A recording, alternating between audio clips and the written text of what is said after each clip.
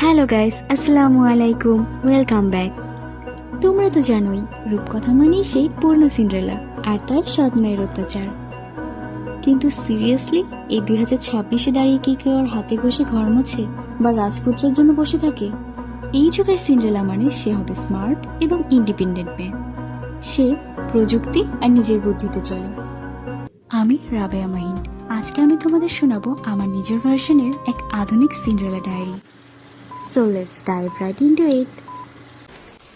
আমার সৎমা এবং আমার বোনেরা আজ শহরের সবচেয়ে বড় টেক ইভেন্টে যাচ্ছে। আমাকে তারা রেখে গেছে এক গাদা কাজ দিয়ে, কিন্তু তারা তো জানে না আমি এই ঘরটা গত আধ ঘন্টায় একটা স্মার্ট ভ্যাকুয়াম রোবট দিয়ে ক্লিন করে ফেলেছি। সময় বদলেছে ভাই, এখন আর ঝাড়ু হাতে বসে থাকার দিন নেই। আমি যখন ল্যাপটপে আমার নতুন ভিডিওর স্ক্রিপ্ট লিখছি, আমার রোবট তখন টিভি ঘরটা পরিষ্কার করছে। আধুনিক হওয়া মানেই তো জীবনটাকে সহজ করে তোলা, তাই না? এইবার আসা যাক আসল জায়গায়, পার্টির সাজগোজ।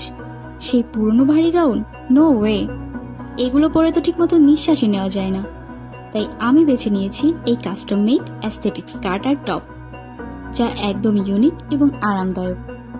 আর সেই বিখ্যাত কাচের জুতো, ওটা পরে নাচ তো দূর, আমি ঠিকমতো হাঁটতেই পারবো না। তাই আমি পরে নিয়েছি আমার লিমিটেড এডিশন ক্রিস্টাল স্নিকার্স।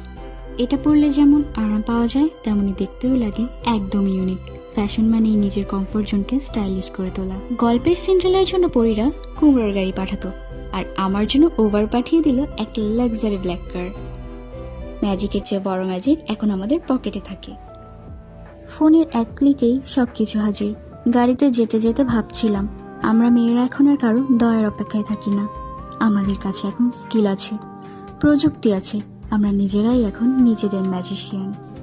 পার্টিতে ঢোকার পর দেখলাম সবাই রাজকীয় পোশাকে গিজগিজ করছে। সেখানে আমার দেখা হলো আরিয়ানের সাথে।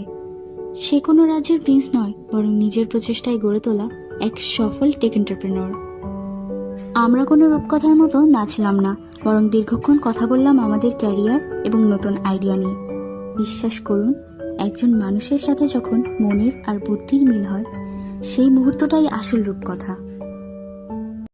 রাত 12টা বাজতেই যখন সবাই ভাবছিল আমি বুঝি এখন পালানো শুরু করব, তখন আমি স্রেফ আমার অ্যাপ থেকে একটা ক্যাব বুক করলাম।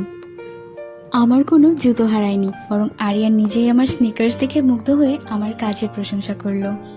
বিদায় নেওয়ার সময় আমি তাকে কোনো জুতো নয়, বরং আমার পোর্টফোলিওর লিঙ্ক দিয়ে এলাম, কারণ আমি চাই সে আমাকে আমার কাজের জন্য মনে রাখুক, কোনো হারানো জুতোর জন্য নয়। তো এটাই ছিল আমার আধুনিক সিন্ড্রেলার গল্প। দিন শেষে আরিয়ান আমাকে বিয়ের প্রস্তাব দেয়নি, বরং একটা নতুন প্রজেক্টে একসঙ্গে কাজ করার অফার দিয়েছে। আর এটাই ছিল আমার কাছে সেরা হ্যাপি এন্ডিং। রাজপুত্রের হাত ধরে পালানোর চেয়ে নিজের রাজপ্রাসাদ গড়ে তোলা অনেক বেশি থ্রিলিং। আপনারাও যদি এমন স্বাধীন আর স্মার্ট জীবন চান, তবে নিজেকে ভালোবাসুন আর নিজের স্কিলের ওপর কাজ করুন। ভিডিওটা ভালো লাগলে লাইক এন্ড সাবস্ক্রাইব করতে ভুলবেন না। দেখা হচ্ছে পরের ভিডিওতে। খোদা হাফেজ।